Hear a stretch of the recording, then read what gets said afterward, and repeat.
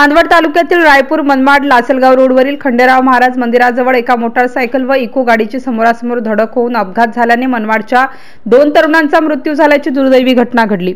अपघातानंतर रायपूरचे पोलीस पाटील साहेबराव नराळे यांनी ताबडतोब घटनास्थळी धाव घेऊन तात्काळ दोन्ही तरुणांना मनमाड येथील उपजिल्हा रुग्णालयात प्रथम उपचारासाठी दाखल केले, परंतु अपघातातील जखमींची प्रकृती चिंताजनक असल्याने त्यांना पुढील उपचारासाठी मालेगाव येथे नेत असताना रस्त्यातच त्यांची प्राणज्योत मावळली।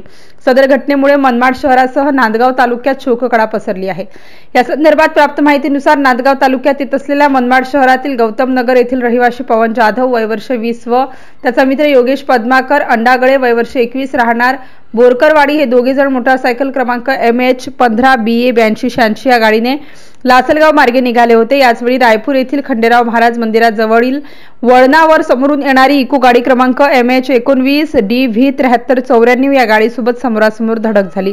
या धडकेत पवन व त्याचा मित्र योगेश हे दोघे गंभीर जखमी झाले। त्यांना अधिक उपचारासाठी रुग्णालयात नेत असताना वाटेतच त्या दोन्ही तरुणांचा मृत्यू झाला।